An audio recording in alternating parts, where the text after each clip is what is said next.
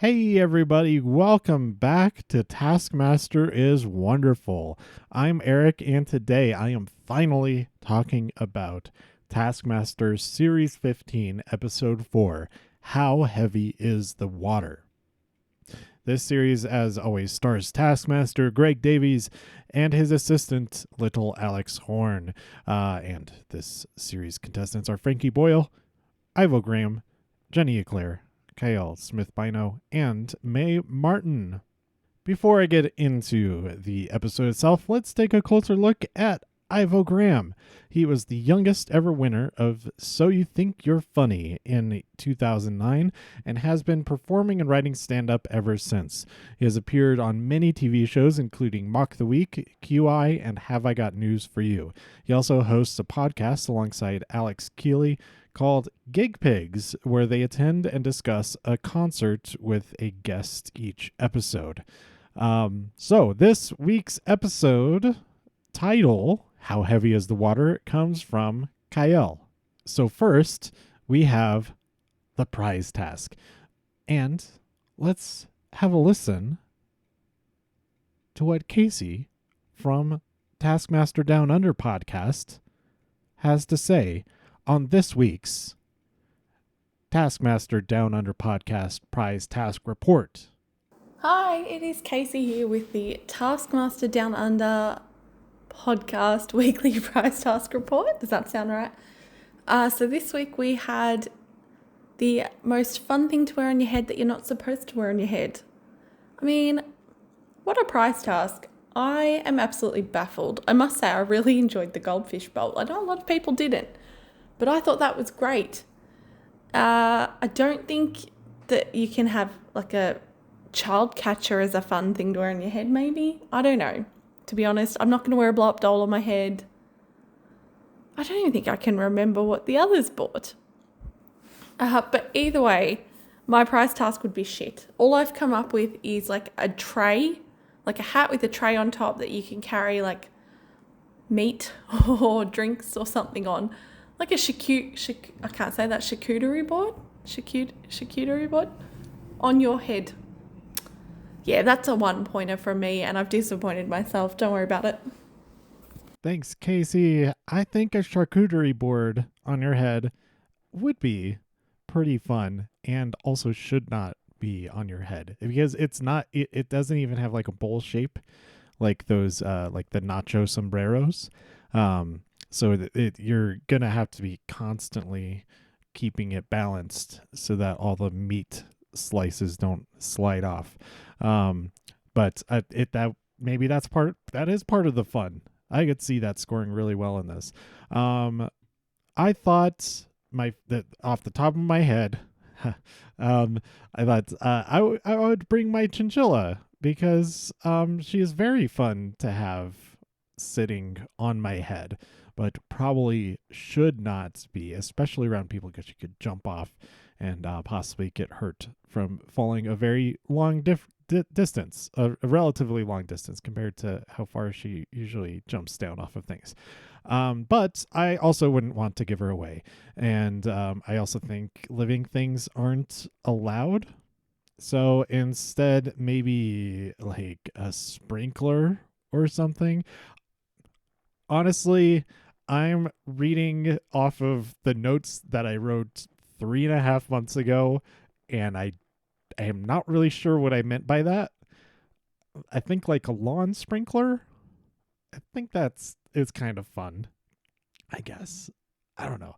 Okay, so the other prizes that Casey did not mention were Ivo's prize of a turkey, which we have seen in the classic comedies of Mr. Bean and Friends, being worn by Mr. Bean and friend Rachel.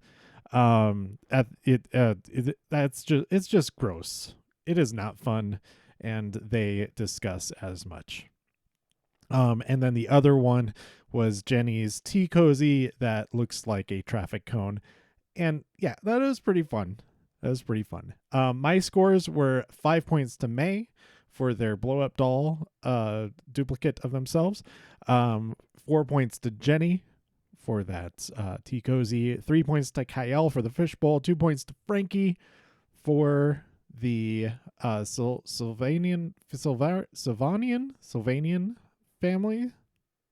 Chitty Chitty Bang Bang diorama of the child catcher. And then I gave 1 point to Ivo for his very not fun giant turkey. Greg's scores were kind of the opposites in a way. 5 points to Frankie, 4 points to Jenny, 3 points to Kiell, 2 points to Mae, and 1 point to Ivo. So I guess it was just Mae and Frankie flipped. Everything else matched up exactly. Before we get into all of the film tasks, there were 2 jokes that Alex made that I liked a lot and I felt like did not get anywhere near the reaction that it should have in the studio. The first joke was Greg really liked this first joke, and I really, really liked that Greg really liked it. Nobody else reacted to it at all. But after explaining this task, or after scoring this task, he said something like, you're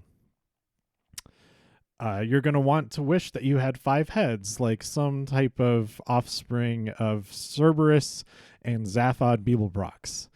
And Greg looked like he loved that joke as much as I loved it. And like I said, nobody else reacted at all. Now, if you don't know who Zaphod Beeblebrox is, he is a character in The Hitchhiker's Guide to the Galaxy who has 2 heads. And Cerberus is a mythological animal that guards the gates of Hades that has 3 heads. And so together they have 5 heads. And so they would be able to enjoy all 5 of the prizes there. I'm really glad that I explained that. And hopefully everybody can enjoy it as much as Greg and I did. And then the other joke was later on.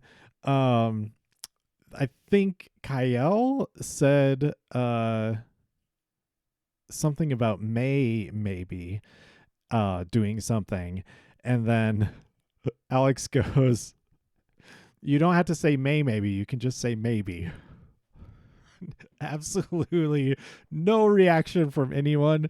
I understand Mae not enjoying that because they probably get that kind of joke all the time. Later, there's also March, April, May joke that they did not look amused by.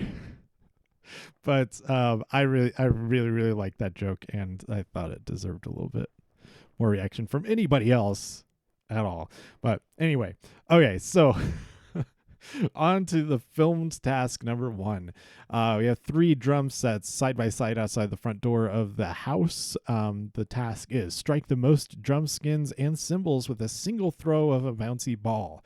You have a maximum of 20 minutes. So first we see Jenny and Kiell go at it. Jenny keeps throwing it separately. I phrased that kind of weird.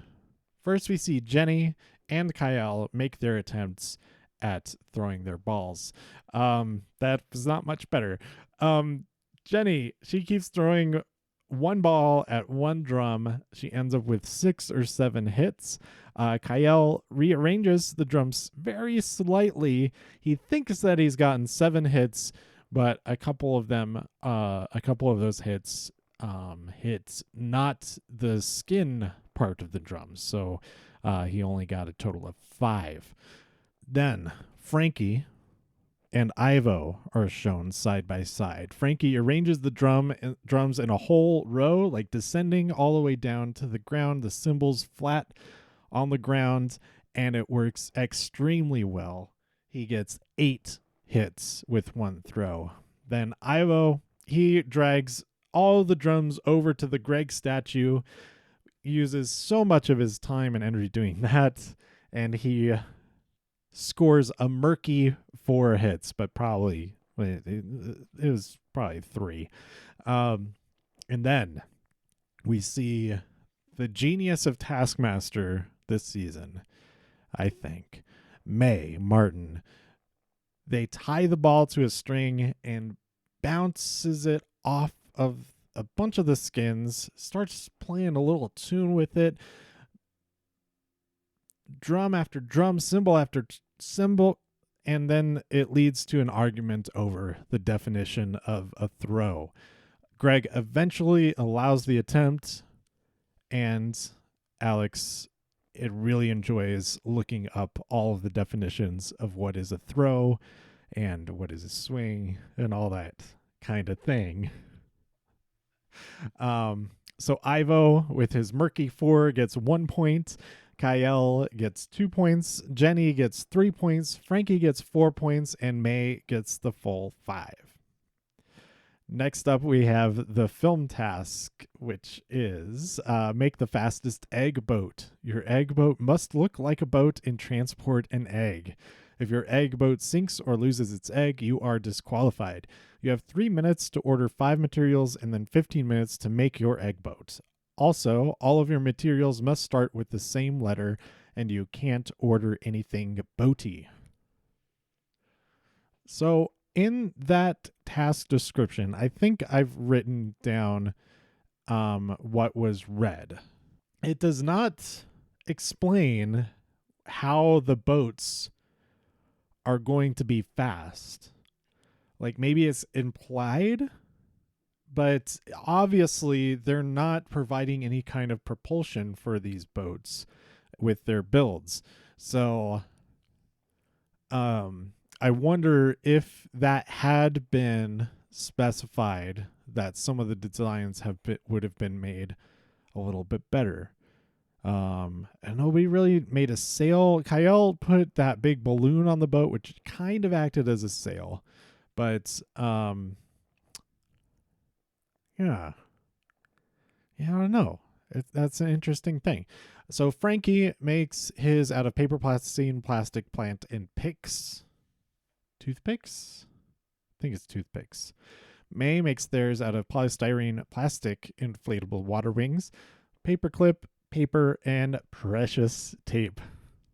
Kiell makes his out of a ball for golf, a balloon, bacon, blue tack, and a basket.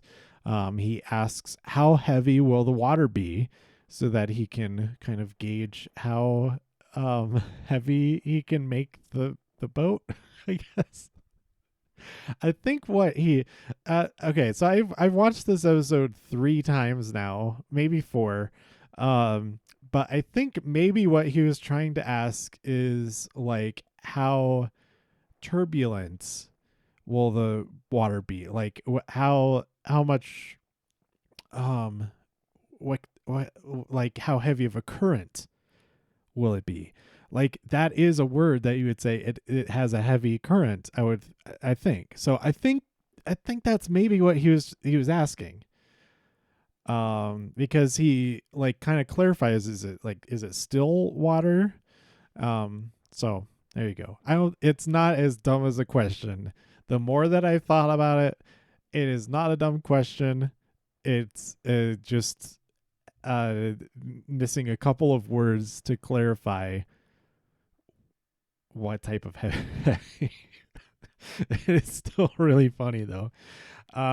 Jenny makes hers out of baffer tape, bras, umpteen of them, bread to get the plastic bag of it. She didn't actually use any of the bread itself.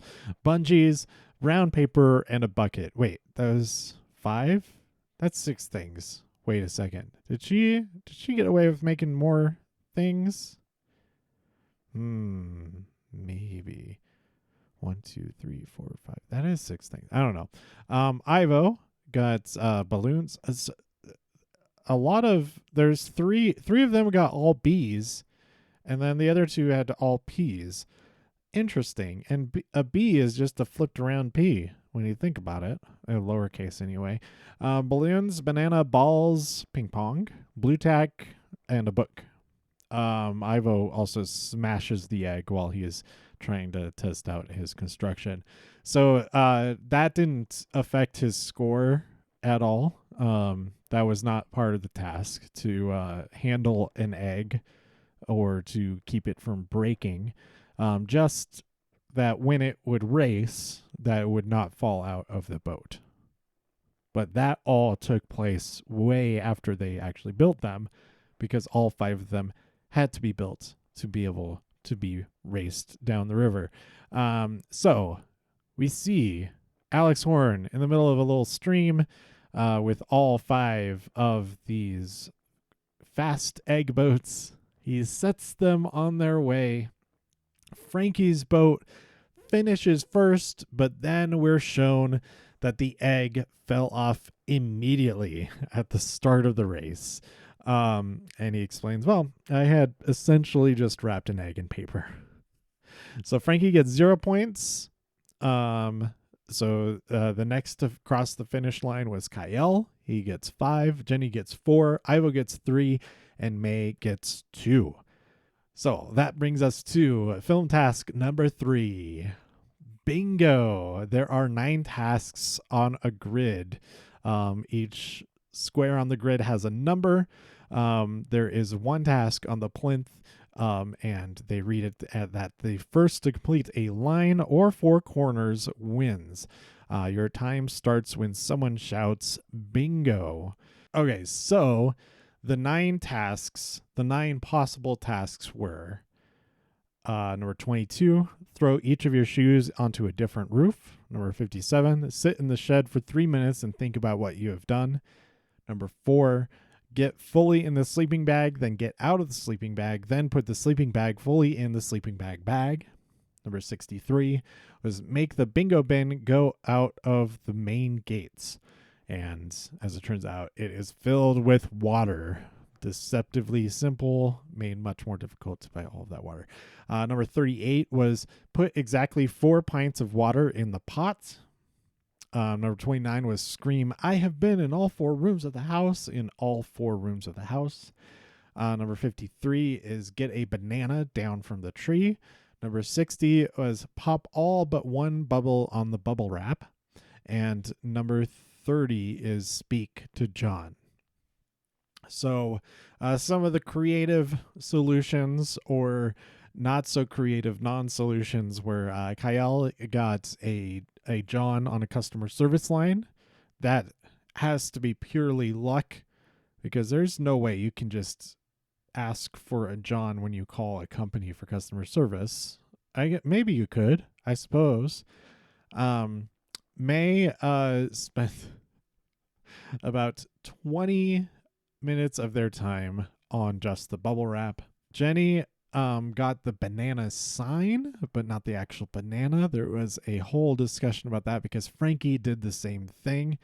Jenny was like searching all around the property for somebody named John, but then eventually called somebody from, I think one of the crew's phones had a John in their phone, and she played it off like, oh, I accidentally called the wrong John. Sorry.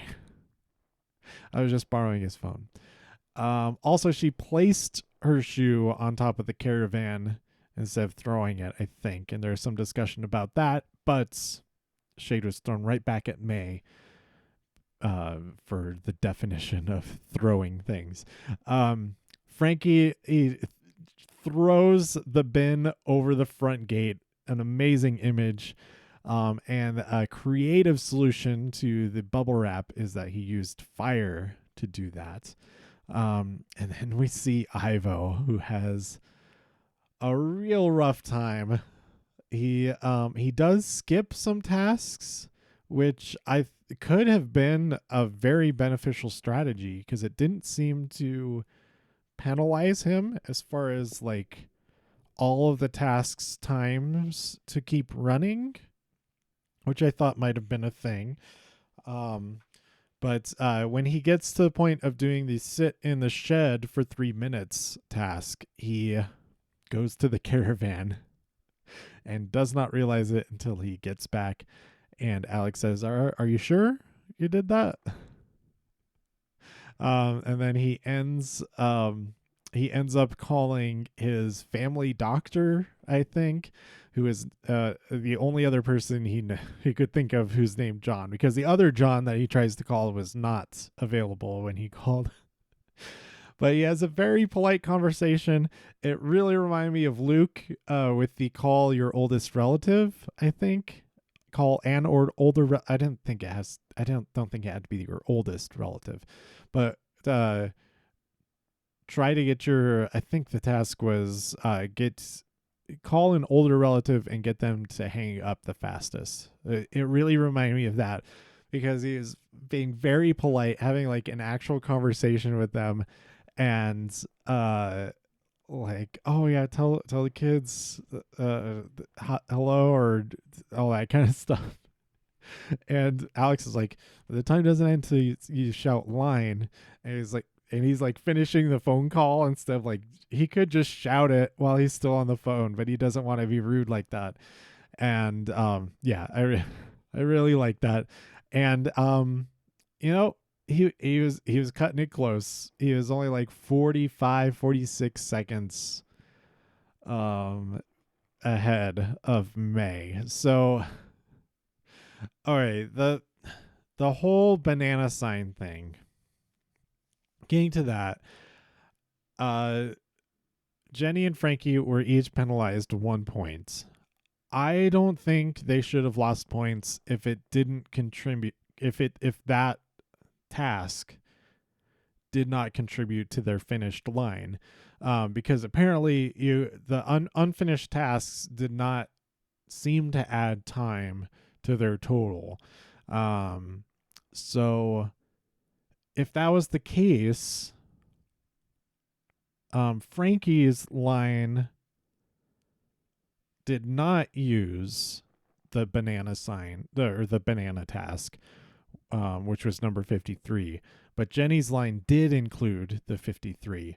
So I think Jenny should have been penalized 1 point, but Frankie should not have, because his line completion did not utilize that.